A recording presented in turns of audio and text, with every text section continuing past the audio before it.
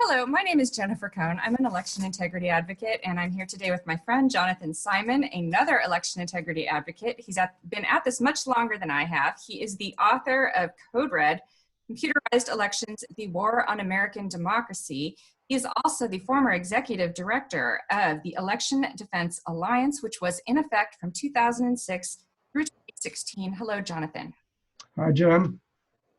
So let's just get right to it. I would like to give the people who watch this video sort of an overview of the history of our elections, and I couldn't think of anyone better to do that than you. Let's start with the 2000 election, which is kind of maybe where there first started to be some inkling that everything wasn't quite right with our election system.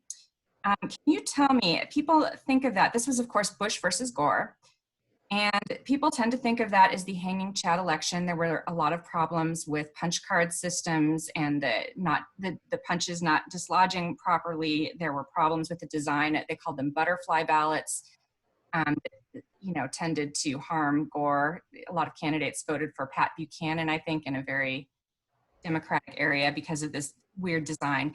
But there were also some electronic issues, and I was hoping you could tell me about that. Yeah, there were counting issues with memory cards. One was in Volusia County, Florida, where Al Gore found 16,000 votes that were subtracted from his total. And this was not something that came up and said, hello, I'm here. This was found pretty much by good fortune. And so there may have been others as well. This was tip of the iceberg stuff. But that one was a clear problem. There was a similar kind of problem in Brevard County. And there was massive purging of voters who were absolutely entitled to vote. They had names that were similar to felons, and the program used for purging, quite cynically, was such that if you had a name that was similar to somebody who had been a felon, you were purged too. Middle initials weren't used, social security numbers weren't used, birthdays weren't used. So it was a big, wide net that disenfranchised thousands and thousands of voters, disproportionately Black voters and Latino voters, basically Democratic constituency. So there were a number of problems, and this election, as you say, it was sort of a turning point, a watershed election, because it was the first time we really saw what we've seen so much more of since, which is this fierce will to use pretty much any means, disenfranchisement, stripping the electorate, flipping votes, using the litigation process through a Supreme Court, a partisan Supreme Court in this case, use any means to win. And we really, elections have always been rough. They've always been tumbled. There have been cases of fraud. There have been cases of foul play. But this was where it really began to all come together, and it was a real harbinger of things to come. And some of the people involved there was a recount effort initiated by Al Gore that, of course, the Supreme Court stopped. Some of the people that helped George Bush stop the recount are in even greater positions of power today. And I was hoping you could tell me who some of those people are. Well, I mean, Roger Stone was one. He was, I think, chief organizer of the Brooks Brothers Riot. He was certainly one of the organizers. The Brooks Brothers Riot was this very physical attempt successful attempt at intimidating the counters who were doing the manual recount that had been mandated in Florida, by banging on the windows and screaming all sorts of things. There was like 50 or 60, many of them coming down from congressional offices, Trent Lott's office, the senator, and really basically acting like stormtroopers and stopping that recount process and delaying the recount process, which turned out to be a big part of why the recount was stopped. There wasn't enough time for it. So he was one. Brett Kavanaugh was another. There are quite a few who have moved on, I guess you'd have to say, to bigger and better or bigger and worse things. And so we really have a history that goes back to 2000 and has been pretty continuous since then. of attempts and successes at interfering with the electoral process by domestic actors. We're not talking about Russians here. That's right. That's a very good distinction to make. I believe John Roberts also at least consulted with the now Chief Supreme Court Justice John Roberts consulted with the Bush campaign with respect to the recount. So lots of familiar names. People tend to think of these elections as old history. We should move on, but there's a lot to learn from them, and a lot of these people are still out there. So after 2000, the something called the Help America Vote Act, also abbreviated HAVA. It was a piece of legislation. It was passed in 2002, and I was hoping you could tell me what that was and who sort of the key sponsors were. Okay, well, the Help America Vote Act was conceived in response to the debacle of 2000. It was kind of a bonus prize for the Republicans because they got their way in 2000. They also used the hanging chads and the problems of the recount to say, well, we got to really computerize our elections in a hurry. And so the Help America Vote Act used both carrot and stick, funding and mandates to get computers in very rapidly. And this passed in 2002. And most of those computers were already in by the 2004 election. In fact, some of them were already in for the 2002 election. And the sponsors, chief sponsors were Mitch McConnell, who we all know now as the Senate Majority Leader. You had Bob Ney from Ohio, and you had Roy Blunt from Missouri. He's still there. And then they managed to pull in some Democrats. They pulled in Steny Hoyer. They actually even got the support of John Conyers, which is, I think, on the surface. I didn't know that. Yeah, it's kind of shocking. And here's the thing. I think he clearly regretted it, but anyway. Oh, he certainly did. But here's the thing about HAVA. And it applies quite generally to other legislation and other provisions. And that is, the selling point that McConnell put in, or the Ney and McConnell and Blunt put in front of the Democrats was, see, we're going to computerize the elections. This is going to make voting more convenient. It's going to increase turnout. Now, if ever there was a glaring red flag, I mean, the Republican Party has basically done everything in its power to decrease turnout because voters, the extra voters who vote less than every election, the marginal voters, are predominantly Democratic voters. So the GOP wants to keep them from voting. So their interest is in reducing turnout, and it always has been, and it's been very open and naked. So here they're promoting this bill on the grounds that it's going to increase turnout, and that would certainly be something that John Conyers would be interested in, Steny Hoyer would be interested as Democrats. But you'd have to ask the question, very basic question: what's in it for them? What's in it for the Republican architects of this legislation? Right. That they are willing to deal with something that, by increasing turnout, decreases their electoral prospects. Well, they're not idiots. They're not going out to decrease their electoral prospects. So there's something in there, whether you can see it or not, that is going to help them, and help them more than everything they're losing by supposedly increasing turnout. And so the suspicion should have been extremely high right from the get-go. And it's absolutely played out that way because HAVA has led to the age of computerized voting. And the age of computerized voting has been riddled with fraud.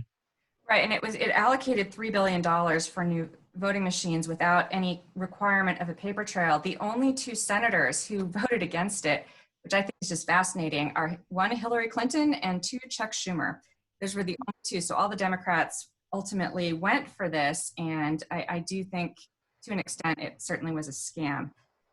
The problem, of course, with so many of the machines, at least initially, were paperless voting machines. And why? Can you tell me why paperless voting machines are considered a problem according to election security experts? Yeah, you can't recount them. You can't audit them. I mean, the only thing you can do is push a button and say, "Hey, do this again." And the machine, if it's been maliciously programmed, is going to churn out exactly the same vote totals the second time. So there's really there's nothing to audit. There's nothing to look at. There's no evidence of voter intent, and there's no paper. Right. So So the paper is a software independent record that you would compare against an electronic total if you had it. And a lot right, and paper is no guarantee. We know that. There are plenty of ways that elections with paper have been rigged. But without paper, it's really an open invitation. right. So it's like they blocked a recount in 2000, and then they came up with new machines that are effectively not recountable in 2002. And we fell for it. The Democrats fell for it. And those went into key states, and they were counting on DREs up to about 30% of the total vote. But really, the question is, where were they doing that counting? And those were key swing states that had played a big role in 2002, 2004, some of the, well, all the way up through 2010, 2014, a lot of the elections, 2016, that we've had since then. Let's talk a little bit about 2002, because Georgia was the first state to deploy touchscreen voting machines statewide, and theirs were 100% paperless. And there were some surprising results in that 2002 election in Georgia. Is that right? Yeah, I mean, both the Senate election and the governorship at that point. The Senate got, I think, a little more attention. Max Cleland was the Democratic senator. He was a war veteran. He was an amputee. He was very popular, and he had a big lead in the polls going in. And it was a reversal of, I think, it was either 13 or 14% swing between the aggregate polling going in and the results of the vote counts on these paperless DREs that could not be really recounted, audited, or investigated really in any way. I mean, apart from other things, the memory cards in those DREs, or the part of the that keeps track of, part of the equipment that keeps track of the voting is proprietary. It belongs to the vendors of this equipment. And right. So even if you could, some people will say, oh, well, maybe you can't do a paper recount, but you could at least look at the equipment. And the answer is no, you can't, because absolutely not. And you can't look at the memory cards, and the vendors. Absolutely not. And the courts have generally held that up, unfortunately. So then we move on from Georgia, which some have think of as sort of like it was sort of a test election for this new equipment. 2004 presidential election, which came down, this one came down to the battleground state of Ohio. And this was, of course, John Kerry, another veteran who was running against George Bush, who wanted re-election. And there was sort of an interesting, well, can you tell me a little bit about who was the Secretary of State of Ohio in 2004? Okay. Ken Blackwell, or J. Kenneth Blackwell, was the Ohio Secretary of State. He also happened to be the honorary chairman of the Bush campaign in the state. It was sort of taking up where Katherine Harris left off in Florida in 2000, because it was the same kind of conflicts of interest. In the case of Ken Blackwell, it was a glaring conflict of interest.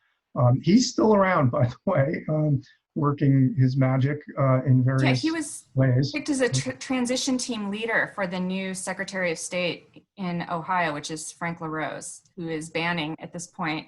He's only allowing drop boxes to be at the county election office, not anywhere else in the county. So there's only that's the strict part, making it as difficult as possible to cast the vote. So Ken Blackwell, yeah, go ahead. He did some kind of interesting stuff, as it turns out, in the 2004 election with on election night, with routing Ohio's result. Well, he had like these contracts with two companies, Smart Tech and I think GovTech. That's correct. I know it gets kind of complicated, but if you could sort of boil down for me what he was doing with these results, or what ostensibly he was doing with routing these results out to Ohio on election night. Yeah, it does get complicated, and I will try to boil it down. Basically, Kerry was leading throughout most of basically all of the night. He had about a 3-4% lead in Ohio, and that would have given him the presidency. By the way, for what it's worth, there were problems in other states too. They tended to be overshadowed by Ohio, because Ohio was so critical and it was the last state to report Sure. and put Bush over the top. But there were several states that had anomalies and all sorts of things that went bump in the night. But Ohio was egregious. So basically, the Ohio State, not Ohio State, the college, the state Secretary of State's servers in Ohio were keeping the vote tally, and they went down in the late hours of the night. I believe it was just after 11 o'clock, but I not 100% sure on that, but it was late at night. With Kerry in the lead, they went down, and for no publicly explained reason, they just failed and went down. And so there were these, amazingly enough, there were these backup servers, and they were under the control of Mike Connell, who was known as Karl Rove's IT guru. He had helped Rove set up the email system for the House of Representatives. It's hard, you can't make this stuff up. But he had control of these backup servers. And the votes basically were ported over to these servers, which were physically located in Chattanooga, Tennessee, not in Ohio. And when they were sent back and the Ohio state servers went back up, magically, lo and behold, Bush was ahead by about 3%, and that's where he finished. Can I ask you a quick question there? This is something that I've been wondering. I just started wondering the other day. Did they used to post county? Well, I guess actually you'll probably want to go into detail on that. Did they used to post individual county results back then, or did they only post did it only come from the Secretary of State's office? The Secretary of State was generally in charge of in most states, and really still is, of posting results. A lot of counties do it on their own now. That was not the case then. So the counties did not post individually? All right. You got individual results, but I believe they came off the Secretary of State's website at that point. One of the things about processing in servers like this is what we would refer to as a real-time rig. And in a real-time rig, you can calibrate, as opposed to, let's say, programming the memory cards in such a way that the count is altered. You have to do that in advance, a month before the election when the memory cards are deployed. With this, the votes are basically processed on servers that you have exclusive control over. You can just not only alter votes and calibrate it quite precisely to alter the votes you need, not just to win the election. You mean the county totals, right? The county votes, not the... No, but yes, but in this case, it's a presidential election, so you're going for the electoral votes of a certain state. It could be a congressional district. But when you say votes, you're not meaning, it could be individual voting machines, but you don't even have to do that. You could just county totals, like the aggregated, so the precinct totals go to the county, which aggregates them. And so change it at the county level, that's pretty good. Yes, and what happens is you can real time and calibrate the rig to come out the winner of that election in that state, and at the same time you can send back, because the pipeline of that internet connection works two ways, and you can send back altered totals into the counties and into the county tabulators, right? So that there is no disparity between the county tabulators when you, let's say, an independent auditor or investigator adds them up, they're going to add up to the state total, because in the process of manipulating those votes, you not only change the overall global total in the state, you're shipping that change back into the counties, basically in the reverse pipeline, and then everything correlates, and you've just basically covered your tracks. Right, and so to be clear, we don't have proof that there was fraud that was committed during that election, but we do have, or at least not what I would consider proof. We can argue about the meaning of proof.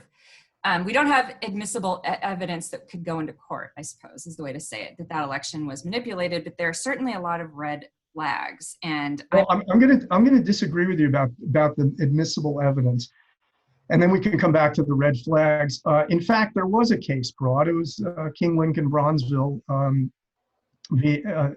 case, known as the King Lincoln Bronzeville case, in federal court.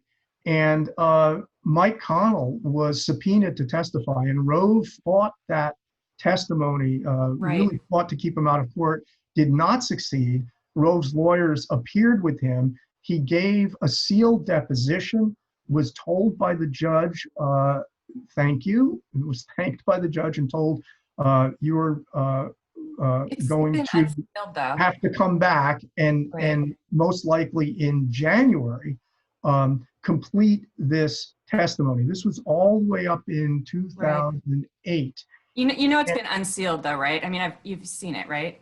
Yeah, the first. But he didn't admit election fraud in the deposition. That's correct, but that's why one of the reasons why he was basically put on notice that he was going to have to come back. The judge was not satisfied with the testimony and didn't feel that it was a complete, an honest testimony. Is that right? The judge said that, or?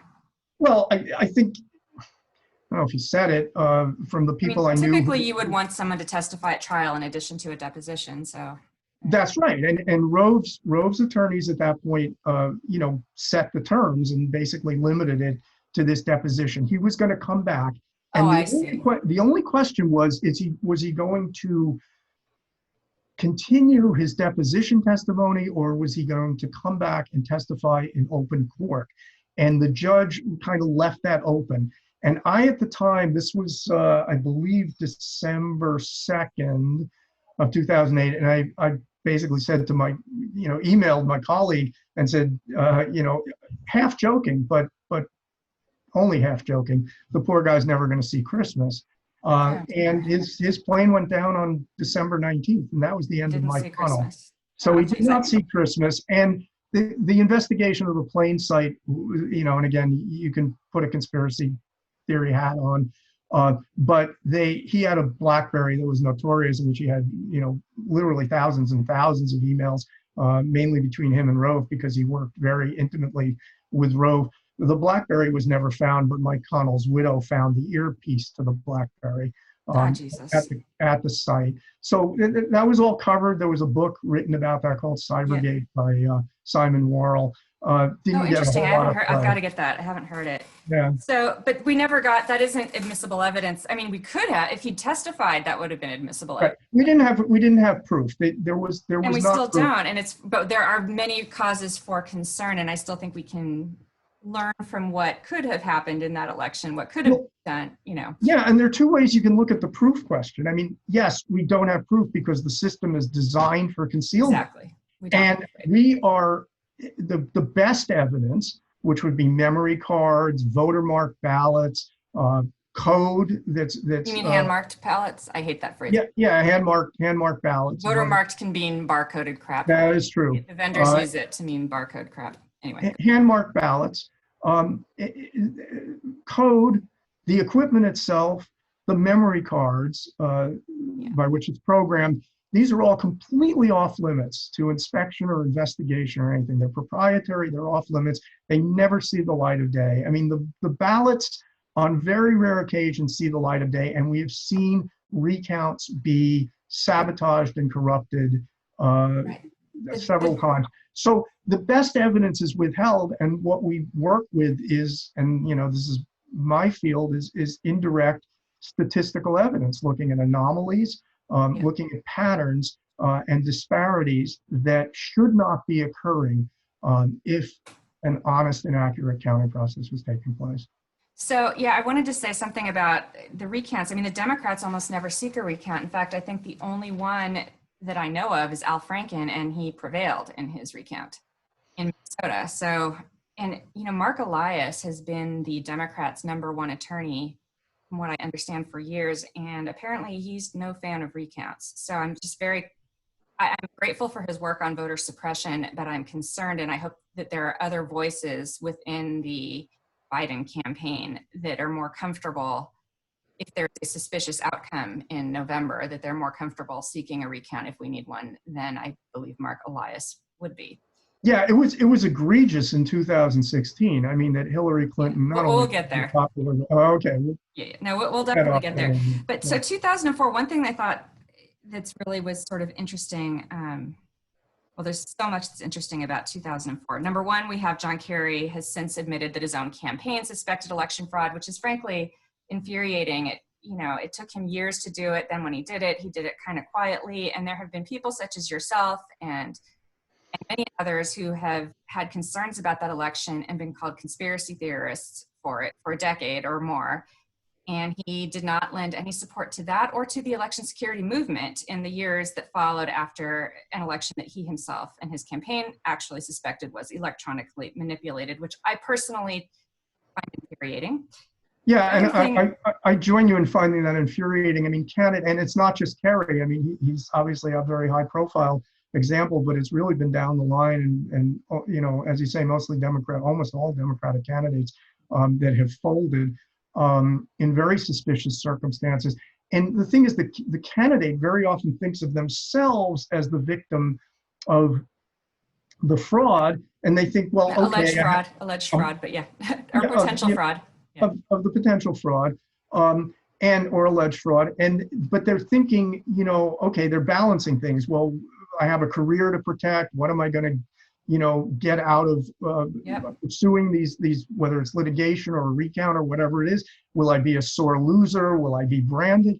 But what they're not thinking is that it's actually the people, the voters, the citizens, who are the victims of the potential fraud, much exactly. more so than the candidates. And I agree. especially when you go from candidate to candidate to candidate, and you have a pattern and you have a veer of the country's politics, such that it really changed Yeah. the entire nature of the country. That's the candidate may be a victim, but the citizens and the voters are the biggest victim. I agree. I You're think not being candidates owe protected. it to the people who supported them to fight suspicious election losses. The They other, owe it to everybody. They basically owe it to the democracy itself, to the yeah, they do. process. I Yeah. agree. The other thing about 2004 I wanted to point out is a lot of people said, well, that's a tinfoil conspiracy theory because there would be no way to have changed, those county totals. Nothing connects to the internet. And Kim Zetter, who's a really fantastic, I know you know her, fantastic security journalist, has written a series of articles which showed, and one in particular was a bombshell that showed that America's largest vendor, ES&S, had remote access software in its county central tabulators. It sold systems with that in there from 2000 to 2006. They refused to say where that was. They claim it's been removed, but they won't say, as of 2018, they claimed it was removed. They wouldn't say if it was removed before or after the 2016 election, which I take to mean after, most likely. They also won't say whether this confirmation extends to the Diebold election systems contracts that it inherited. And I have a feeling, and I am absolutely speculating, that it does not include those contracts, partly because of Shelby County, Tennessee, which has Diebold systems there, and their current RFP mentions a remote central tabulator or something. The references, so I don't know if that's talking about PC Anywhere software or what, but it absolutely could have been done via remote access software is one way. There may be other ways as well, with memory cards and such, but remotely. I wanted to make that point. Another point, Ken Blackwell, who you talked about, which was the Ohio Secretary of State.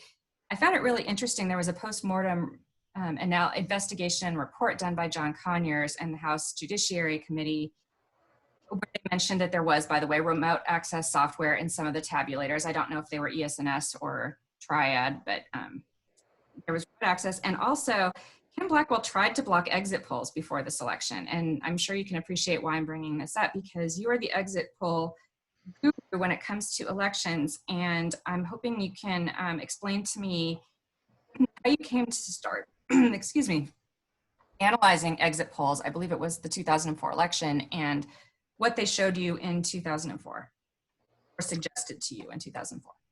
Okay. Well, I had a background in polling. I served as an analyst for a political pollster in DC.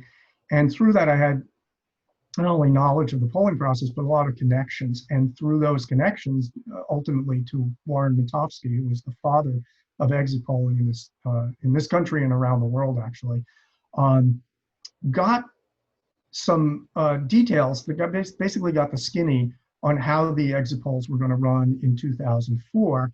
And this was important because in 2002, when we talked about some of the anomalies in 2002, and so there were a number of shocking results, but the exit polls were spiked. They were never made public in 2002. I didn't know that. Yeah, and the reason, basically turned out to be that they were all so they were so far off that they Great. yeah, that they would have been an embarrassment to the organization that was handling them at that time and to the networks. So here we had HAVA passed. We had all these direct recording touchscreens go in. We had the computerization of our elections begin, and then we had an election with a bunch of anomalies in 2002. And remember, this is in the wake of 9/11. Wait, which was the anomaly election, 2002? 2002. Georgia? We had Georgia, we had Nebraska, we had Illinois, we had around the country. There were quite a few anomalies. Don Siegelman, down in who I know you've right. Siegelman, there was 6,000 votes disappeared from his vote total in the dead of night, and then Karl Rove's client was the AG, and they seized the paper ballots so they couldn't be recounted. Right, exactly. So again, these are tips of an iceberg because they don't just come out and shake your hand and say, here we are. We're going out in the open about making 6,000 ballots disappear. It's only where they've been discovered. So that was an election that was real, was trouble, and there were no exit polls. And so I was interested going into 2004 in setting up a kind of independent of the media exit poll burglar alarm system. And I thought, well, if we can raise $3 million, we can, do this. And we fell a little short, about $2,900,000 short. Oh, you got 100,000 for it? I didn't know that. Almost. But Bragger. The bottom line was I thought at the time, Wow.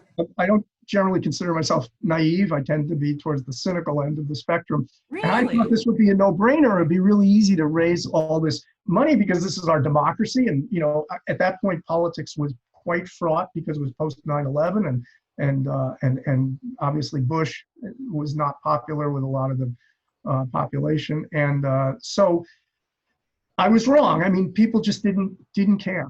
Either that or we're the worst fundraisers ever in the history of fundraising.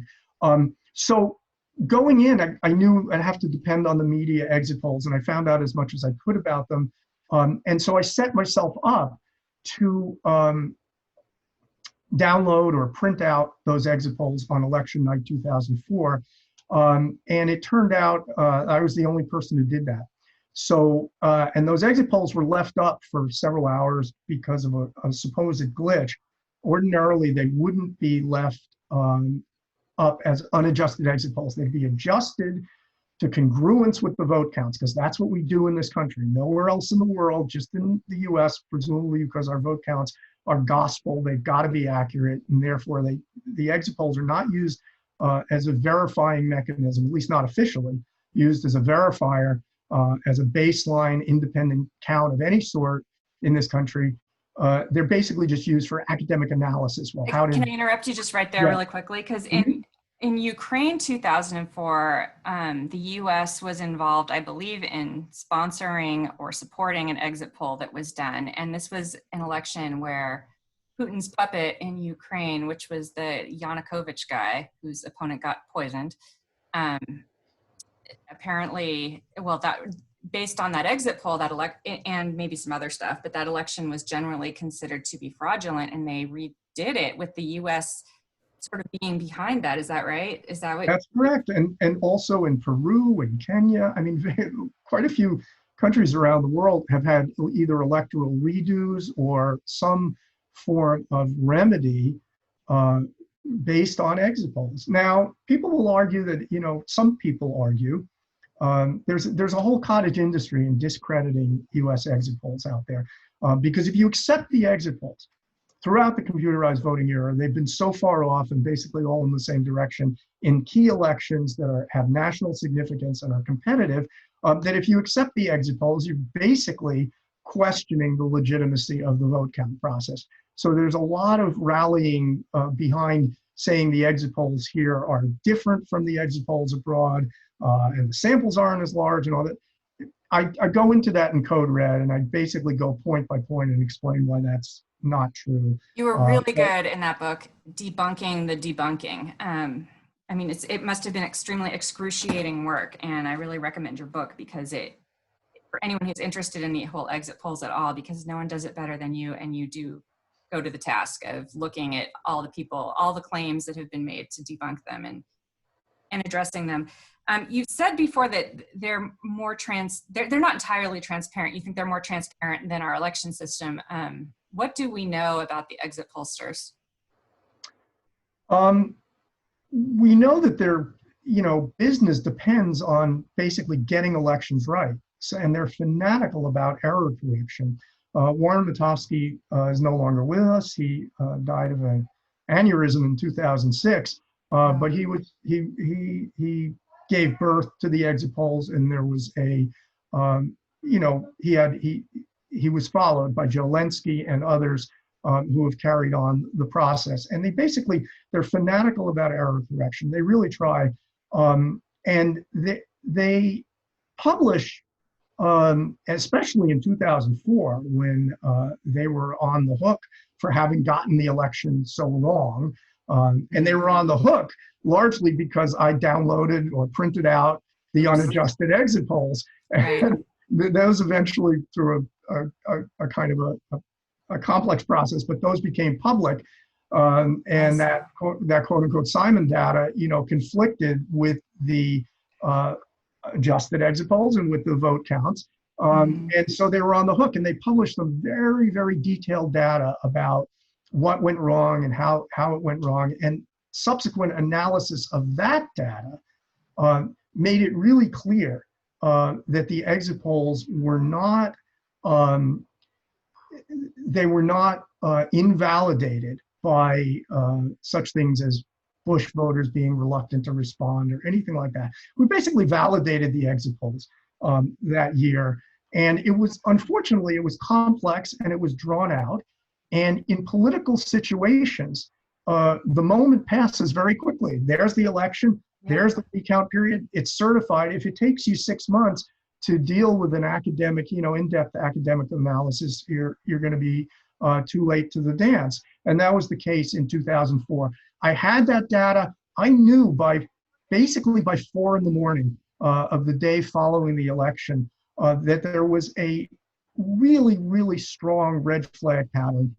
We had much more what I call red shift, where the vote counts come out to the right of the polls, whether they're exit polls or tracking polls, any independent kind of count.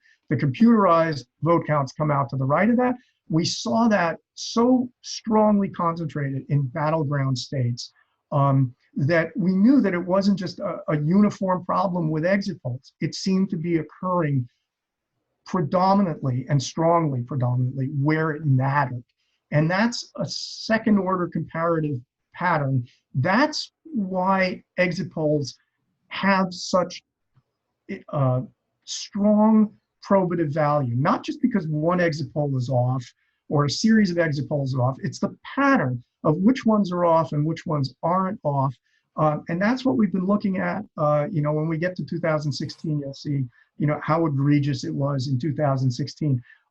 But we saw that in 2004. We had contacts through to Kerry's inner circle. Obviously wasn't quite inner enough, but the outer fringes of his inner circle by 10 in the morning, or maybe even earlier, about 8 in the morning, we tried to get this information through to them. And of course, we saw that he conceded. We continued the battle because, we were not carrying water for Kerry at that point. We were carrying water for the factuality of numbers and trying to get a bead on what had happened in that count. Truth. Yes. For basically for truth. I mean, I can have partisan feelings, political feelings, but when you put on your hat as an analyst, you're basically looking at numbers. And if you look at them in a biased way and you cherry pick and you cut all sorts of corners, you're not a very good analyst. You really do have to be rigorous about it and conscientious. And it turns out that when we're rigorous and conscientious, we keep seeing these same patterns. Right. I oversimplify only slightly to say they all point in the same direction. It's not the kind of thing that can happen by chance. Okay, one thing I wanted to thank you. The other thing I wanted to point out about 2004 before sort of speeding ahead to more recent elections is that one of the companies that was involved in receiving Ohio's results in Chattanooga, Tennessee, or the company that actually received them, was a company called Smart Tech. And I just find it fascinating because Smart Tech is also the company, well, it hosted a lot of the Bush White House's emails, including Karl Rove's emails, which were subpoenaed, and supposedly the Bush White House couldn't find them in response to the subpoena. Then the Obama administration found them, but only agreed to produce a small number of them to, I think it was to Crew, had asked for them, but they only produced like a very, very small amount. And, you know, they really didn't want to dig into that, I guess. And then Russia apparently has hacked Smart Tech in 2015, which I just want to put that out there. I just think it's a really interesting thing about how the past comes back to the present if you don't address it, and we have it. Okay, so 2008, a lot of people who say, well, if elections are so easy to rig, why didn't the Republican Party rig 2008? You know, the answer is obviously, I don't know. But I will say that McCain was the Republican candidate there, and Mccain and Rove, McCain was not a fan of Karl Rove, who had started that rumor about McCain's adopted daughter being an illegitimate daughter from a supposed affair with an African-American woman, and that was a lie, and that was just really one of the sleazy, well, Karl Rove has done lots of sleazy things. It goes into the sleazy Hall of Fame for Karl Rove, which says something. And I don't think Rove was a huge fan of McCain either. I also know, like, yeah, if you're going to do something, you might want to have sort of a kingpin. And I found it really interesting that I learned recently that Manafort wanted to be, well, he had a contract with the McCain campaign. And he and Rove were actually sort of sworn enemies. So it looks like Manafort was their guy. But then when some of the advisors got wind that Manafort was involved, they had told McCain to terminate the contract, which he apparently did. So in any event, it does not appear, the exit polls were, they at least matched somewhat in 2008, is that right? I mean, they showed at least the correct winner. Yeah, on a very high level, they did. There were problems with other races. There were problems with Senate races and governor. Well, I meant the presidential, but yeah. Presidential race. I mean, there was still some sort of red shift. Again, it's asking a lot. The exit polls suggested Obama should have won by more than he did. Yes, they did, but not by, you know, again, you can look at that two ways. You can say, well, if they were off but didn't change the result of the election, that's just a knock on the exit polls. The bottom line is we really don't know. It's a lot to ask. We're not the FBI. You know, Professor Plum in the pantry with the pipe, you know, who knows who the perpetrators were, what was going on behind the scenes. I mean, Mike Connell was also dead at that point. I mean, if Mike Connell building the infrastructure, wittingly or unwittingly, he was no longer present. Yeah, I mean, again, there's. Oh, actually, no, he died right. He was under pressure. He did not die. He was not dead yet. Let me correct that, though. He died right after the 2000 election. That's correct. 2008 election. Yeah. He died in December that year. Look, you know, we know that global politics and domestic politics, we may want to think of America as being exceptional and none of this stuff could ever happen here, but that's obviously been disproven. I mean, we're up there, you know, in terms of backroom skullduggery and whatnot. Right. And a lot of stuff goes on. And in many respects, you'd have to almost look at it as if the public is the enemy in the information age. The idea is to learn as much as you can. If you're a poobah, if you're running things, learn as much as you can about the public and make sure the public learns as little as possible about you.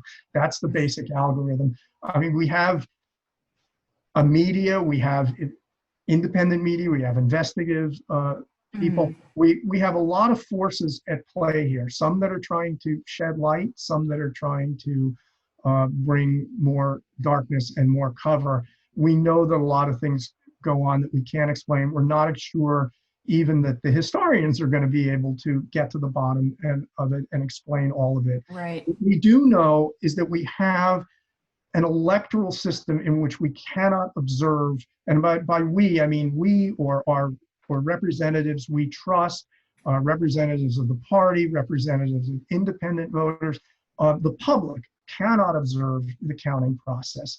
And that is really like taking a bunch of ballots behind the curtain, you know, coming out 10 minutes later saying you counted them and so won.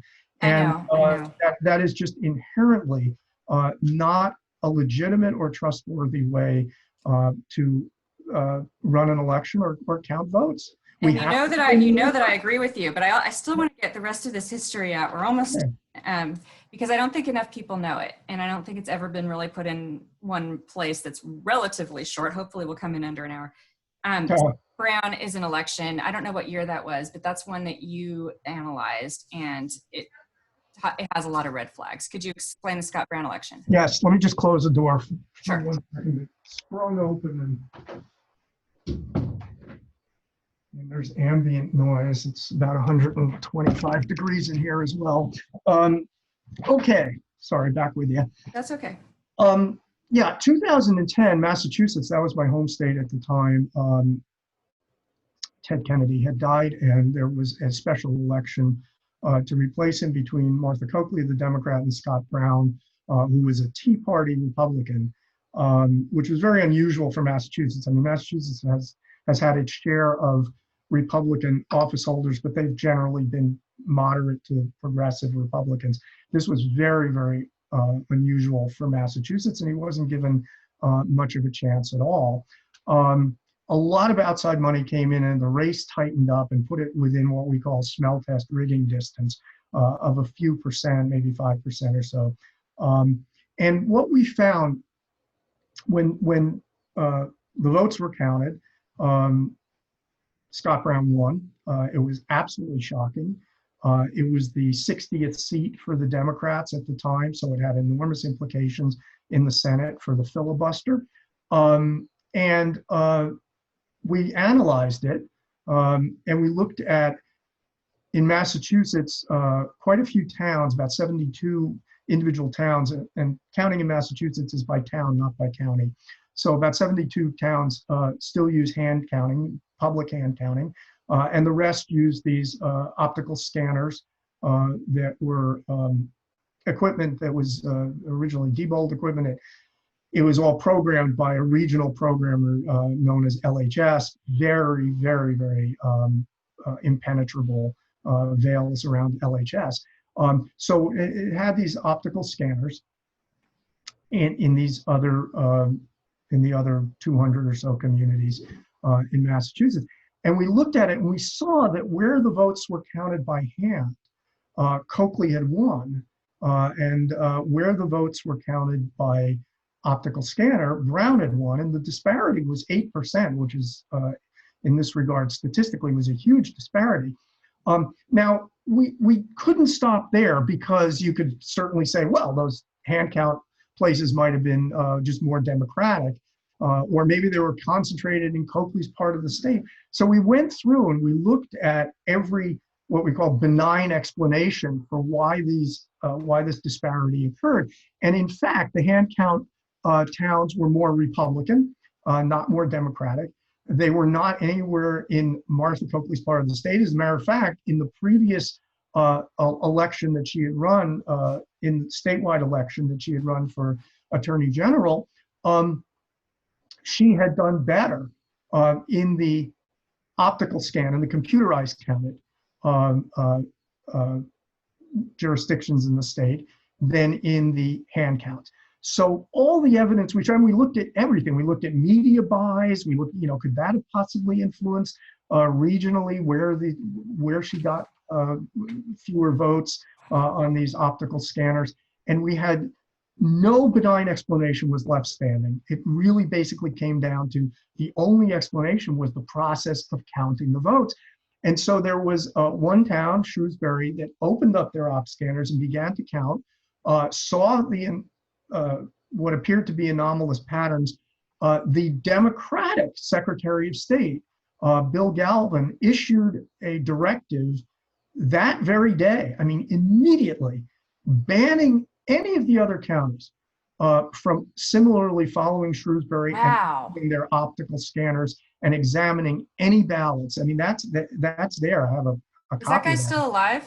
We He's should still, ask him what the hell. yeah, he absolutely is still alive. And as a matter of fact, to my knowledge, he's still Secretary of State. Oh my He's had a long career. He's a machine Democrat.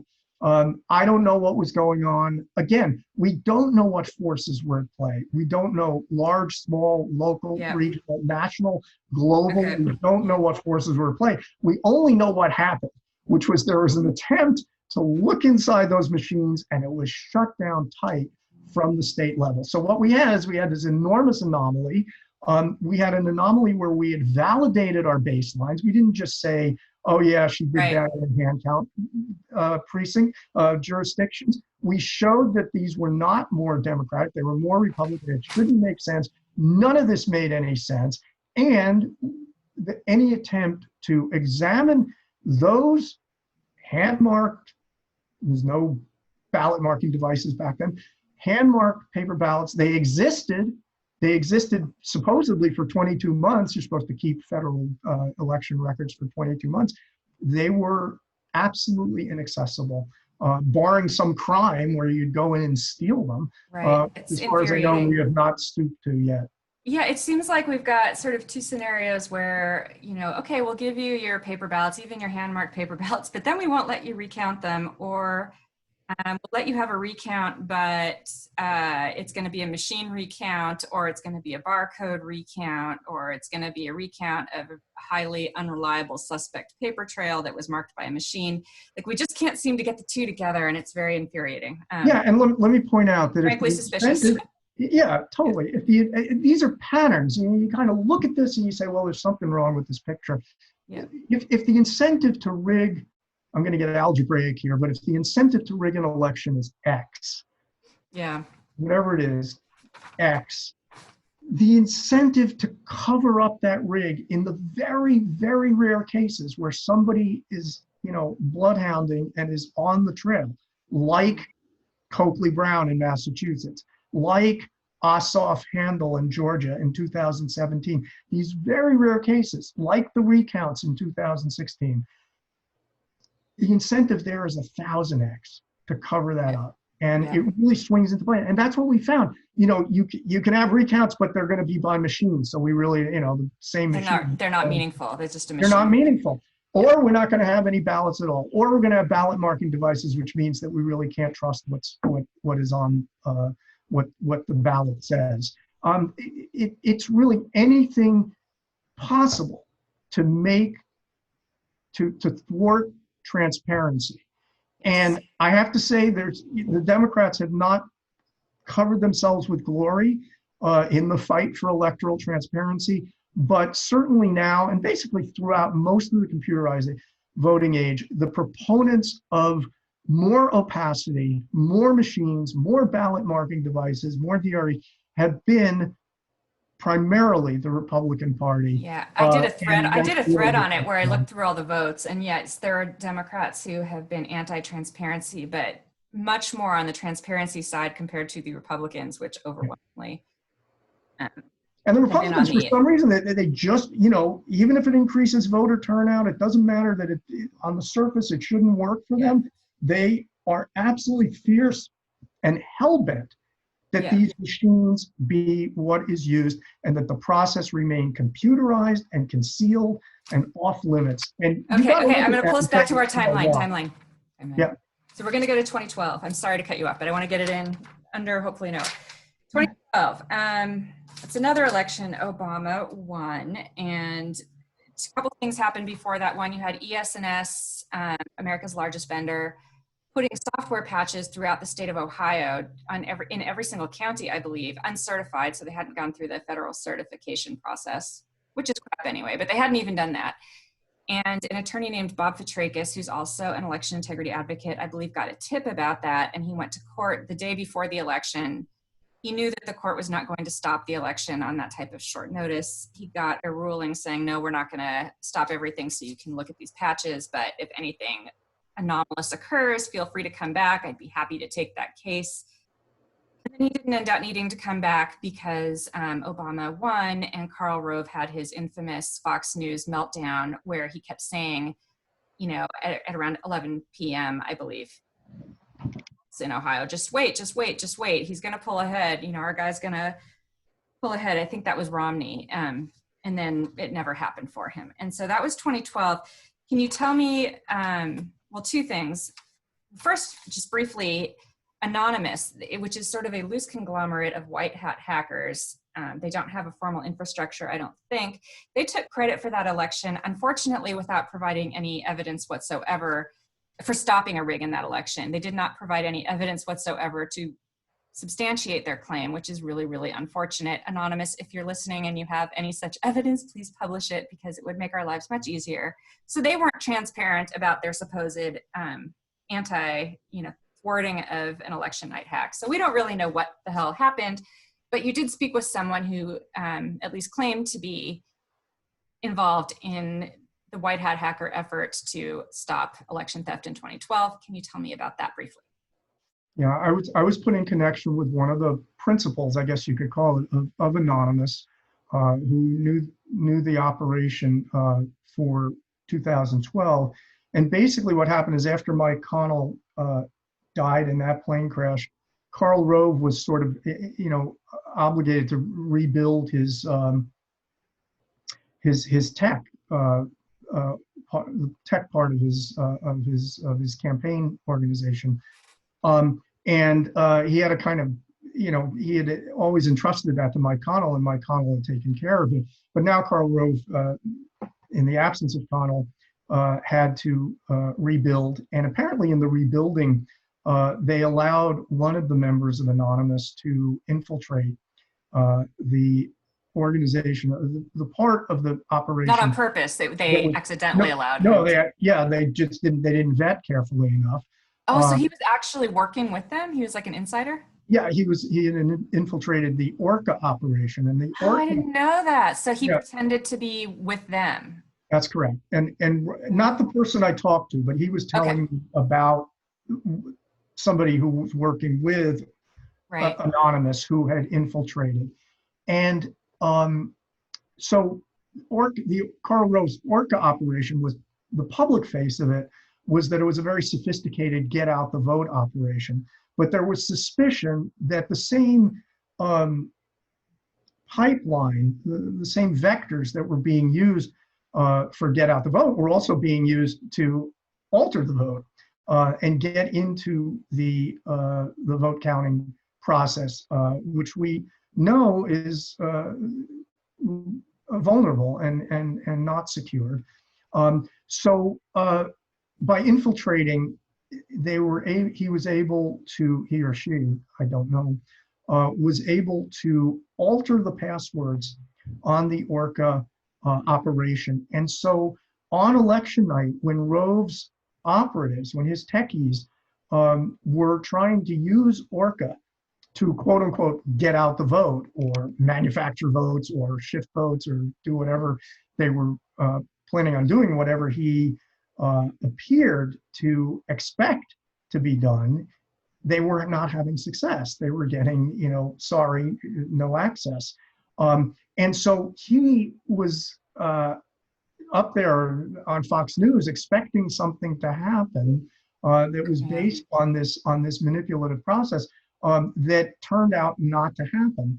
Well, this, at least according to the guy you spoke with. Yes, that was the account, and this was also covered by Tom Hartman in a segment that he ran later that year. I believe it was later that year. It might have been a couple of years later, which I think I reference it in Code Red, and I think it was recently may have been pulled out of the archives, but I'm going to recheck that because he covered that as well in some detail publicly in a program. Pretty spooky stuff. It is, but why didn't he go to the authorities, this anonymous guy? I mean, or save a screenshot where he could show that they were denied access or just something so that we don't have to, the thing that drives me crazy is well, many things about Anonymous though, is, they've got the mask and they've got the music, and it makes it seem so freaking cheesy. This guy just like appears on the screen with the music behind him. Dun, dun, dun. We are anonymous. We are everywhere. And so for me to tell people, well, there's an issue about whether this guy here in the mask might have, their group might have done something. It sounds so far-fetched, and yet they really are just a conglomerate of white hat hackers. I wish they'd just kind of cut the music, and I do wish that if you ever talk to them again, tell them they need to give some proof next time.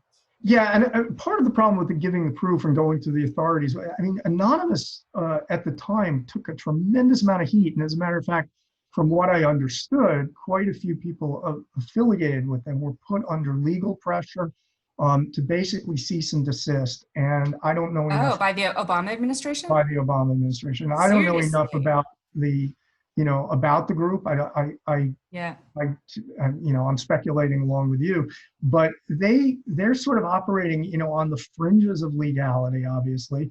And they, are quite self-protective. They're hacking themselves. They're hacking. Yeah. So, again, it was a story. It was something when I talked to the person who had this information. It was a long conversation. It was about an hour and a half, maybe a bit more. And the details that he gave me verbally at the time, off the record, were pretty persuasive. I mean, there was a lot of detail given about the operation, about the voting machines themselves, and how this was to be implemented. About Jonathan, blink twice if it involved remote access software. Yeah, exactly. So I'm not even an IT person. This is not my strong suit. So it was really difficult for me to evaluate. But again, I mean, if this were a single incident, a lot of skepticism would be in order, and I suppose skepticism is in order anyway. But what we've seen over time, and we haven't really had time to cover it all here. I try to do it justice in Code Red.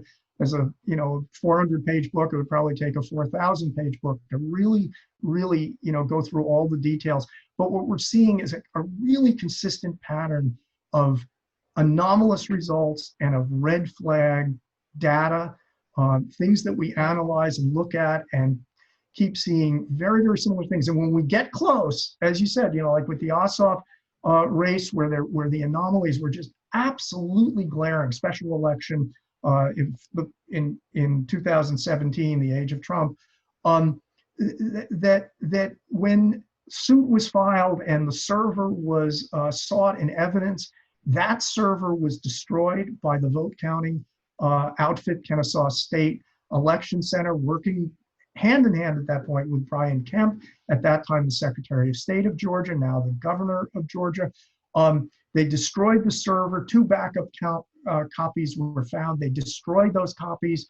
Literally, they degaussed them, which is, not just deleting, it's basically magnetically erasing the entire content, so it cannot be reconstituted in any way. This, you get close to the end zone, and all of a sudden, there's a 15-yard holding penalty. You just become very concerned, yeah. Yeah, I mean, that was an election that really woke me up to a lot of these concerns as well. That was, John Ossoff versus Karen Handel, that was a big deal election. That's the first time I started hearing things like flip the whatever. It was flip the 6th. Alyssa Milano was out there, flip the 6th. I'm like, yeah. 6th.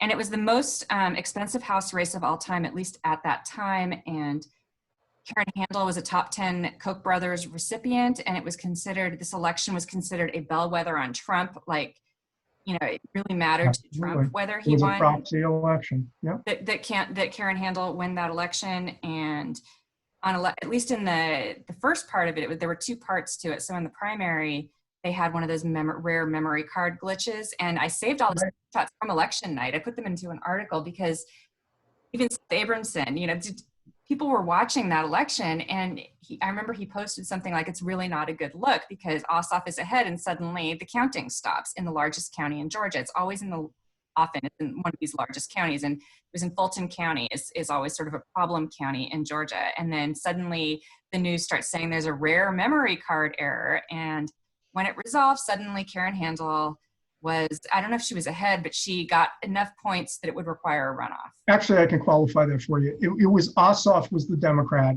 and he was above 50%, which was what was required in this To win it preliminary outright. election with 17 candidates in it to win it outright. He was over 50%, over 50%. The glitch happened, the count servers and whatnot went down. They came back up. He was at 48%, and that's where he finished. He went into a runoff with Handel, who had 19%. And they went into this June runoff. And in the June runoff, what happened was so egregious. The votes that were counted in a way that they could be recounted, in other words, not on paperless DREs, the absentee and early voting. Vote by mail, yeah. The vote by mail, I should say. Yeah, the vote by mail, which was actually on paper, diverged so radically from the he won in Ossoff won in a landslide. Absolutely, absolutely. By like 18 points or something crazy, yeah. Right, where they could be recounted, and the same was true of the provisional ballot. And then these paperless machines produced this absolutely shocking result that was, again, not in any way forecast by any poll. This was as you say, a proxy election, bellwether election. There were lots of polls done, one after another. Nothing, no poll. I mean, the only poll that even had her with like a 1% lead was a poll that is what you call a starred poll. It was they only polled for Republican clients. Every other poll had Ossoff ahead. Went into the election day, and she wins by 16% on election day. I mean, there was really it was so glaring, and we did a more in-depth analysis, Darlene Favorito, of voter GA. Yes. Every way we looked at it, was very similar to the Massachusetts situation. It just Scott Brown. The Scott Brown, Martha Coakley one. It defied any benign explanation. And of course, we really tried to get John Ossoff to ask for an investigation to challenge it. Now, again, because the vast majority of the votes were on these paperless DREs, how much of a recount could there have been? He may have factored that in. Obviously, he's a 30-year-old guy. Well, it would have had to be a forensic, and ultimately. Yes, it would have had to be forensic. Again, he was 30 years old. He's running for Senate now. Right. There are a lot of considerations from the candidate standpoint why they might not want to pursue something like that. But from an election integrity standpoint, from a voter standpoint, the stench in that election was overwhelming. But and of course, it was not for naught, though. I mean, Marilyn Marks in Georgia did file a lawsuit over that election. And ultimately, I mean, the challenge didn't really work, but she got, as a result, I think, at least as it provided a context that helped her get the ruling from the court that said that paperless DREs are unconstitutional, which is a huge, that was a pretty remarkable ruling. And I do think people think we shouldn't talk about such things about, election anomalies or suspicious election outcomes, but it absolutely can provide background and context when a court is looking at a legal case and about election security. It matters to have those kind of those anomalies out there and to have them aware of it. Absolutely. If I were filing a brief with the court, it would be 400 pages, and all of this stuff would be in there.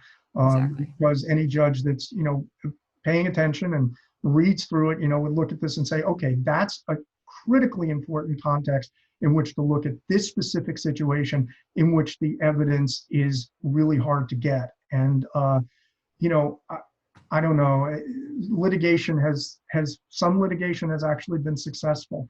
And Maryland's has been somewhat successful. I hope she's going to come back. Well, we can talk about that later, but I want to get in the 2016 election because the 2016 election is what woke me up, and I'm sure a lot of other people. I know you were on this since before the 2004 election, but a lot of us weren't. And so that was obviously Trump versus Clinton. Clinton was predicted to win by quite a bit. I mean, in most of the polls, with the notable exception of Nate Silver, she was, I think Trump was given like an 18% chance of winning that election. And,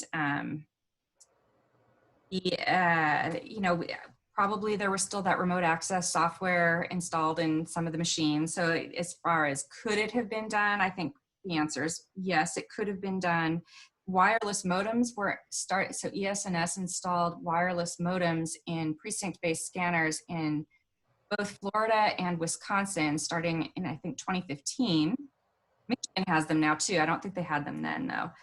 But wireless modems that can enable something called a man-in-the-middle attack, where somebody using a fake cell tower or a cell tower simulator, a small device like a Stingray, can intercept totals and change them, or the receiving end systems, the receiving county tabulators, when vote totals are being sent over these wireless modems, or even unofficial vote totals being sent, requires that the receiving end system has to then connect to the internet to receive them, which creates an opening, obviously, for internet hackers to do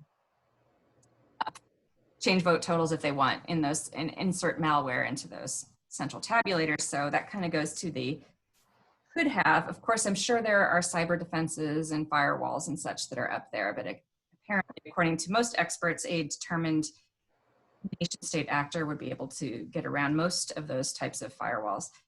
The recount was a sham because most large Wisconsin counties did not agree to do a hand recount.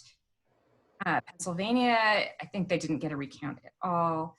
Michigan, the recount was shut down after 3 days, and it excluded counties where the number of votes and the number of voters didn't match, which of course would be the counties you would typically want to include. And it also excluded counties with broken security seals on the equipment, which would also, you would think, be the counties you'd want to include. So I would like to ask you about the exit polls in 2016. What did you find there? Okay. What was really key about the exit polls in 2016 was the pattern. Only this time it really, really stood out. So there were a lot of people that debunked the exit polls and said, well, there were too many college-educated voters included, and therefore the exit polls were off, and that's why they were off in the direction they were off, et cetera, et cetera. Once again, I captured the unadjusted exit polls before they were, basically re-weighted to be congruent with the vote counts. So the weighted exit polls, which are the exit pollsters' best estimation of the actual electorate and how they voted, asking a random sample of voters. And again, I go into the methodologies and the mechanics behind that in Code Red. But what was really important in 2016, and what was basically missed across the board, and again, there's a media groupthink, fierce will to brush aside any real questions or challenge about the legitimacy of a US election. And of course, that's a very double-edged sword coming into 2020 for reasons, new reasons which have recently cropped up with Trump and with his intentions. But in 2016, there was this sort of blanket conclusion that the exit polls, well, they just must be off, oversampled Democrats, whatever. But what they didn't notice, and I have a chart of this, a table of this, which I present when I do, PowerPoint presentations. I'm just going to describe here what it contains. And that is that the national exit poll, a sample was taken of the nation as a whole. So it was designed to be representative of all the voters in the US. And it was accurate. The exit poll and the ultimate popular vote in the US, it came out within 1.1%, which is accurate. It's about what you'd expect as far as a disparity when both exit polls and the vote count was legitimate. So that was accurate, national. Now, the national exit poll included a lot of places that were not competitive. They included California, they included Nebraska, they included various states that were not competitive. And that was impounded into that national exit poll, which was accurate. In spite of having too many college, whatever, it came out right. They got it right. In the states that mattered, in Clinton's firewall states, Ohio, North Carolina, Wisconsin, Pennsylvania, Florida, and Michigan are interesting because they're two time zone states, and there's issues with the timing of the posting of the exit polls. They basically have an hour to adjust those exit polls before the first public posting. So we're never surprised when those are basically quote unquote accurate, because 60% of the votes have already been counted in that hour, and they are able to adjust the polls before we get the first public posting. But in those other states, Ohio, North Carolina, Wisconsin and Pennsylvania, and also Florida turned out to be, in spite of the adjustment process, rather powerfully redshifted. Those states, which were the critical battleground states, all exhibited an extreme redshift. 8% in Ohio, I think it was 5.8% in Pennsylvania. You have to double check these numbers. 5.4% in Wisconsin, 5.7% in North Carolina, 2.5% in Florida. And, you know, Ohio also, right? Or Ohio, no? Yeah, Ohio was the first one I mentioned. It was 8%. And it basically went from the exit poll had Clinton and Trump in a dead heat to a blowout 8% win for Trump. These were way off. These were large samples. They were well outside the margin of error, and all in the same direction in the states that Trump had to win.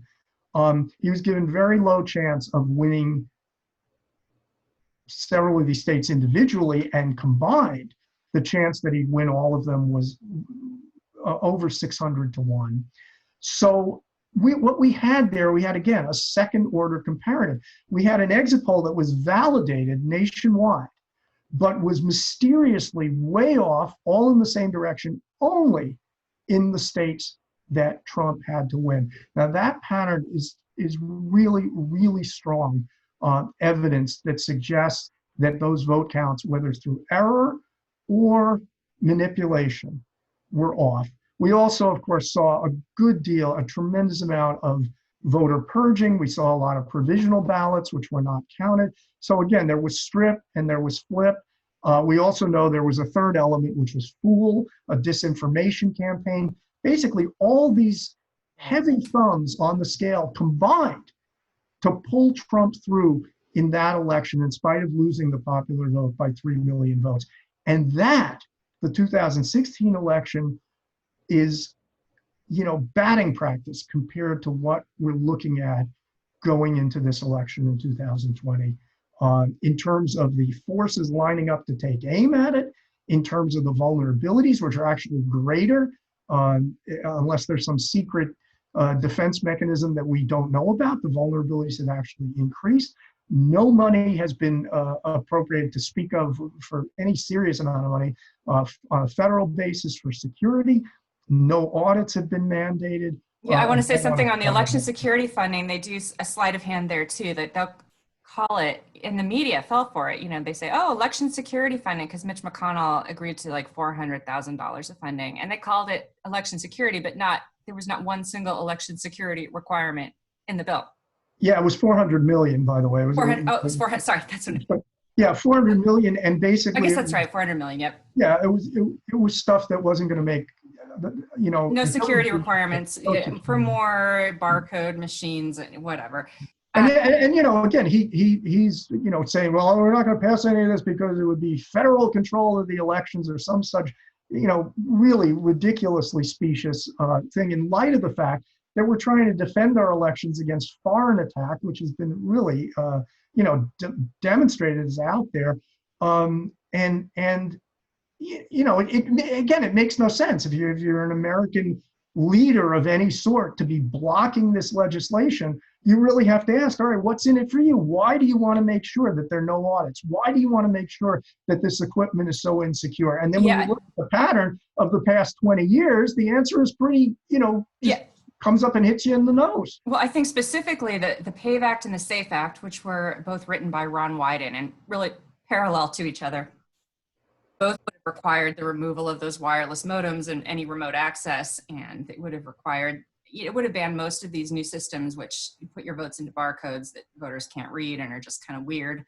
And yeah, the GOP blocked it. So that was infuriating. The other thing, you and I talked about this before we started recording, was David Scheimer's book, Rigged, said that according to 4 former senior Obama administration officials, Russia really was in a position to alter actual vote tallies before the 2016 election, at least in some places.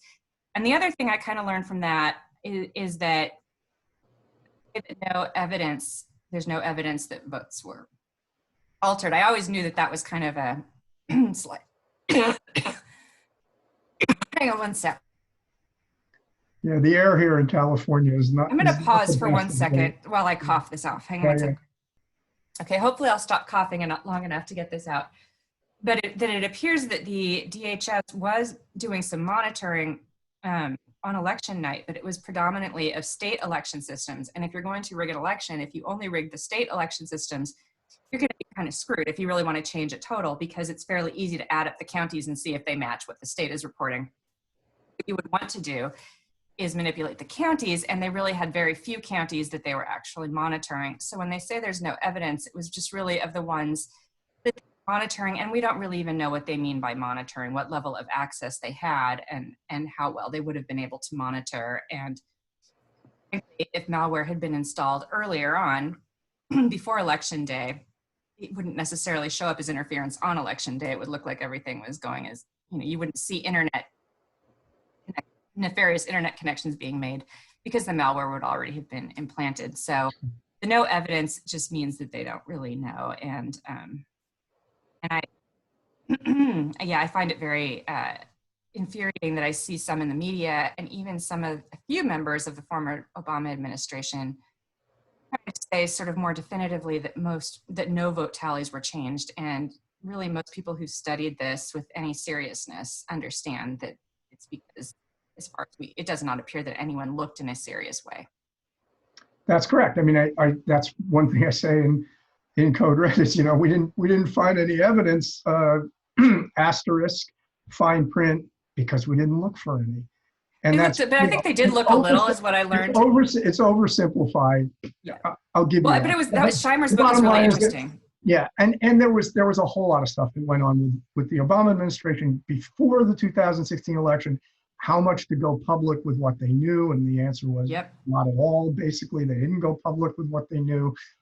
It's the Scheimer book is a good book. It's very, very chilling. It also talks about what's been going on around the world, which is an important context because throughout the Cold War, the U.S. and the Soviet Union at that time were both working really hard to influence through various covert means. The key concept here is covert, whether it was electronic or not. It was covert. They weren't coming out and identifying themselves. Right. And how elections went in Italy and Chile, all around the world. So there's a but to be fair, the way at least it was portrayed in the book was more that Russia was going around actually manipulating those elections, and the U.S. was apparently trying to have it go the other way, do like a counter rig, but they were in doing so. They were sort of trying to stop the rigging by the Russians. So yeah, there was all this there's all this undercover stuff. Yeah, and the book suggests it stopped, by the way. I don't know, we have no way of knowing if that's true or not. Yeah, we don't know. Relatively speaking, yeah, I mean, the Russians were the underdog in the Cold War, and they were, more likely to resort to aggressive tactics, and we were more likely to defend. But the bottom line was there was knowledge, there was understanding that people were being suborned, people were being paid off. There was a lot of meddling, I guess is the term of art. And there's no reason why that should have stopped. And there's certainly no reason, Russiagate, even the word, dismiss it as a hoax, if you will. But there's I will not dismiss it as a hoax. Reality Winner went to prison for leaking the report that showed it wasn't fake news, but yeah, it's not a hoax, and there's a ton of evidence. Whether you want to call it collusion or you want to call it, the man is dripping in vodka. I mean, it's ridiculous. Yeah, it's like practically making out with Vladimir Putin on a constant basis, and people say, nothing to see here. It's ridiculous. Did you know that Putin, that Navalny guy was poisoned? Yes. That's horrifying. Just the other day. Yeah, horrifying and also fairly predictable. In the ICU. I mean, do you know, he's still alive? I haven't even checked today. I haven't followed that. We were just evacuated. Oh, that's right. I'm so sorry. Fires. So I've been, Yeah, a little out of touch, and Yeah. but and then there's sort of triage. I try to pay attention only to things that I can possibly do something about, because there's so much. Otherwise, it's completely Well, it's overwhelming. scary So, but though, I because we're do sort of know. heading in that in a Russia direction. We had Yeah, the lock her up chant was sort of based on that guy Yanukovych in Ukraine who locked yeah, his female opponent and also poisoned one of his other opponents, or appears to have yeah. poisoned him. And now we have another person poisoned. And the more the Trump kisses up to Putin, you just have to be a little bit afraid of where we are headed. Absolutely, more than a little bit afraid. I mean, Yeah, terrified. It's the terrifying. totalitarian playbook is a pretty thin one, and we see it, replaying and replaying, whether it was Hitler or Stalin or Putin or whoever. When you're going to govern abysmally and you're going to try to promote your own interests over the public interests, I mean, in Trump's case, virtually exclusively, you care about nothing beyond your own hold on power, and Yeah. you are, and your approval ratings are abysmal, and there's nothing you can do to change that. If what you're dedicated to is your own hold on power, then the authoritarian playbook comes out, and whether that means, martial law or a state of emergency. Dismantling the United States Postal Service just before Yeah, the election, yes, I targeting, mean, especially in Democratic areas. yeah, exactly. I mean, it's just win, baby, whatever it takes, whatever means it takes. And in this So case, the election system, is obviously front and center, because a tremendous proportion of this country is counting on November 3rd and whatever, follows to sort of end this nightmare.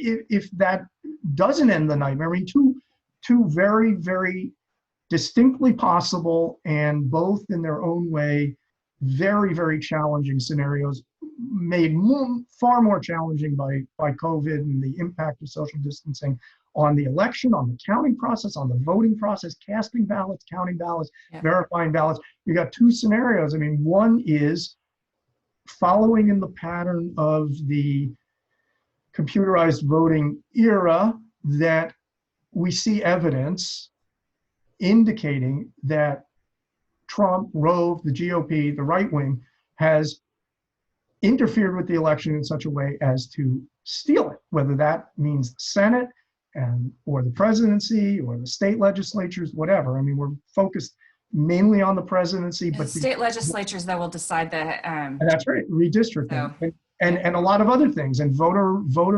administrative yeah. legislation as well. Article 5 So Convention of they are States, key, rewriting the and Constitution. and they're not exit polled, and they're not, Yeah. they're hardly ever tracking polled, so they're very low hanging fruit. That's a whole nother story about what happened during Right. the Obama period. But we could see, I mean, let's just, focusing on Trump, we could see a stolen election, that we're then in a situation where we have some data, and we're probably going to have less data than we had in the past, because exit polls are more problematic with voting from home, with so much voting remotely. And trying to take And exit vote polls by at mail. the Yeah, vote polls by mail. Yeah. when everybody's vote by mail, and everybody's in masks at the polls. And can you do an exit poll? We're going to have issues with parallel with baseline data. We need to win at the We have, in-person voting so yeah, that well, and challenges the vote by mail. We'll say, look, you also lost it at in person, which is the one you liked. yeah, I mean, every stop is going to be pulled. So we could see a stolen election. We could also see, and by the way, this is being gamed out by various analysts and observers. They're gaming out various scenarios and doing some really important work in this. But we also could see a Biden victory or a Democratic victory that Trump is now very openly and obviously laying the groundwork to refuse to accept and claim voter fraud, claim that China interfered. But he did this in 2016, though, too. Yeah, he could steal offensively or defensively. And my concern is that all the analysts are focused exclusively on defensively, that it's going to be that the official count will show that Biden won, and Trump's going to steal it by not accepting it and filing a challenge or calling it rigged or refusing to step down. that is this very scary, serious possibility, but they need to not box themselves into a corner where what if Trump steals it offensively? And I'm not convinced he hasn't already done that with the USPS. We'll have to see how that, we need more data on it, exactly where it was dismantled and such. If it was all in Democratic areas, I mean, you know, that could do it. I couldn't agree with you more. I mean, again, it's somehow, I don't know, it's a little more, just a little more acceptable to the mainstream somehow to say, well, the election will be legitimate and Trump will go rogue, is somehow more acceptable than to say, well, our election process is illegitimate. Or it could be, or at least it could be rigged. And that it could be rigged. Offensively. And again, you know, we're looking at, yeah, I mean, you know, DeJoy testified, it's the electronic part. They actually are okay with sort of calling other things election theft. I mean, they've kind of gone pretty close to doing that with voter suppression, and they've gone pretty close to doing that with disinformation. They almost, but they just won't do it when it comes to the electronics. It's like that is the Voldemort of voter suppression or election meddling. Not accept the possibility that someone might manipulate the electronic. Yeah, I mean, people like me, you know, a few of us grizzled veterans of the election forensics trenches, I mean, we've been trying for almost 20 years.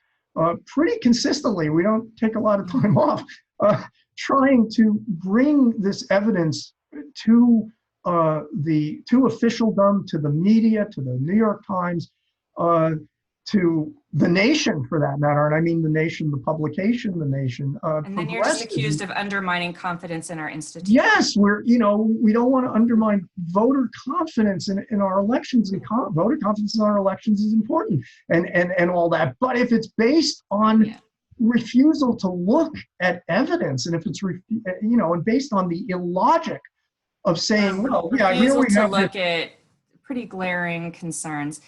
Yeah, and we have this highest stakes prize of all. Yeah, and I say it's sitting out there like a piece of red meat in an unfenced yard, and you got, the adults in the room have done us a great disservice, I think. I'm sorry? The people who are generally considered the adults in the room. And again, the closer, if you have a seat at the adult table, the higher up you are on the power pyramid, the more dependent you feel you are on the legitimacy of the system that put you there. So it takes a kind of profiling courage to transcend that and get beyond that and say, okay, it may even undermine my own legitimacy, but I'm going to get at the truth of this. And again, but I also think you don't have to make it. Wait, hold on a second. We're not looking at trying to go back to 2004 and saying, George Bush shouldn't be president, or even 2016 and saying Trump shouldn't be president. We're looking forward and we're saying, well, we need to do something to secure this electoral process, and we need to take democracy seriously.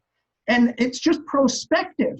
Now, how much harm is it going to do? Well, it has to be you have to be retrospective too, though, to know where to look. That's the point. No, I get that, but again, we're not saying that we're not saying that we want to change any previous election result. I would like to. Well, you may want to, but I feel like we are what is critically going to matter. I mean, we can't make John Kerry president. What is critically going to matter is I'm more thinking of the Supreme Court seats that we gave up. But and again, I don't think even if we prove that it was fraudulent, I don't think we can change that. I think it's absolutely filthy water, but it's gone under the bridge. But we do have a responsibility to how we cast and count votes now. I mean, it's coming to a head. Yeah, I get it. I mean, I'm triggered slightly because, as you know, that joint interview we did, someone told me, was criticizing me for looking at 2016 and saying, well, he's more forward looking and I'm being backward looking. Oh, well, yeah. Quote, like that wasn't me, but I mean, I would love to look backward. I would love. No, but we have to look backward to look forward is what I'm trying to say. You cannot look forward in a vacuum. But that's what I do. I look backward. That's what Code Red is. It covers. I know, you keep saying we can't look backward, but we do have to look backward. I think we're in violent agreement, actually. I think we are too. Which is basically just to say that's a good way to put it. What is sitting on the table in front of us is an election that is so important and so vulnerable. And we got to figure out what what can we possibly do? And part of what we can do is bring awareness to the public and the media and the decision makers of how vulnerable the system is, what's happened in the past. And that's why I wrote Code Red. That's what Code Red is trying to do. But then we got 73 days or whatever the heck it is. You know, we also have to prepare. Well, I wrote a whole article with 20 tips, and I got to tell you something. I have another interview in 5 minutes. I'm sorry. Oh, for you. For me. I'm just going to. That one will be much shorter, actually. I think this was really, really great. Is it you want to say? And I mean, I will say I will post with this my tips article, so we don't just leave people with everything is terrible. Yes. So here's some suggestions. Are you going to be watching exit polls on election night? I mean, can you? Are they meaningful still? We're going to be hoping there are exit polls, and yes, if there are exit polls, we will be watching them, and we'll try to determine how meaningful they are and how much weight we can put on that data. We're also going to be doing. Do you need help with that? Do you need people? No, okay. we're pretty much covered on that. It's actually pretty low in terms of labor intensive. What we are also going to be able to, we're going to be spreadsheeting all the tracking polls, and we're also going to be looking at cumulative vote shares. I mean, we have other tools and other handles. The main problem is that when we present them, even if they are glaring red flags, no one takes it seriously. Wave them off and not take them seriously. However, in this election, there's a reasonable chance that we're going to have post-election chaos, and that there is going to be, some serious attention paid to evidence-based. To everything but the electronic part of the election, but yeah. Well, again, that part's cool. We got that under control. Yeah. I mean, it's happening in cyberspace, and nobody has a clue. Internet connections to precinct equipment. Right, but we believe. But that's the way it's been. So and we shouldn't believe, and at the same time, we shouldn't fall for non-evidence-based bogus claims of things like voter fraud and all that stuff, which is basic, again, they're also counterintuitive that millions of individual people would risk going to prison under the Trump administration to vote legally. Yeah, exactly. It's crazy. Yeah, we should not be putting trust in elections ahead of having trustworthy elections, is sort of the way I like to put it. And that's what I think too many people are doing. Yeah, and it's going to fall, and as a last word, I'm going to say, it's really, unfortunately, it's very late in the game. And, we've been recommending changes for years and years and reforms for years and years that haven't been acted upon. And here we are, and we're facing, it's like the California wildfires. All of a sudden, the fire's coming down the hill. It really falls on the individual voter and on the outreach process to all the individual voters, because no matter how much we try to outreach, there are going to be a lot of less motivated or unmotivated voters who aren't paying attention, who don't hear us. We've got to try to penetrate to every single voter and really make the case, and I think it's an easy case to make, that it's on us now. We've taken democracy for granted. We've taken the free To do ride. what? What can they do besides vote? Well, there's your tip sheet. I mean, all right, good. All right, so you agree with most of my tips. Is there anything I will post that it has to do with being poll watchers and monitoring vote totals as they come in and photographing precinct results? Right. Anything I missed? And making sure you're way ahead of deadlines. Finding out what the voting process is in your local area, so you can deduce with whether using a Dropbox for mail ballots. Yeah, whether it makes more sense to vote by mail. Vote by mail or go to the precinct. What kind of equipment they have at the precinct? Are you going to get stuck on a barcode BMD, or will you be allowed to make a hand-marked paper ballot as your vote? I mean, these are things that the individual voter has never had to worry about before, and this year they absolutely have to pay the attention. If we want a democracy, if we want legitimacy, if we don't want to slip into fascism, totalitarianism, and everything else, no matter who you're voting for, it's really your responsibility this time. And it shouldn't be. I mean, voting should not be, Actually, to an extent it should be. That's how democracy, it's supposed to be participatory. We just didn't know that. Okay, I agree with you. I mean, we've been taking it way too passively and way too easily. I don't think we should have to face the kind of roadblocks of having mailboxes ripped out of place and sorting machines taken apart. That's absurd. But you're right. It is participatory. We haven't participated enough. We've taken it for granted. We've just assumed that it defends and takes care of itself. Now it's on us. the politicians are telling us to go and vote, but we have to make sure we can successfully cast that vote, and we have to pay attention to the extent that we possibly can to the counting process. That's some of the work that we're doing as analysts. And then we have to be prepared to act en masse if necessary, whether that means assembling and marching, whether it means economic, peacefully. whatever it is, peacefully. Peaceful protest is always maybe our last defense. All right, I've got it, but I do want to give one more plug for your fabulous book, Code Red. Oh, okay. And this is that I have right here, but you have a, your most recent one is 2018, right? No, 2020. Oh, it is 20. All right, your most recent one is 2020. Yeah. Mine looks like a beautiful mine. You can see it in it, which means I liked it. And it's a great book. It's your 2016 one was one of the ones that got me so interested in election security, and I highly recommend it. And I look forward to your exit poll analyses and everything else for this upcoming election. Thank you for everything you do, and we will talk soon. Thanks, Jenny. Stay safe. You too. Okay.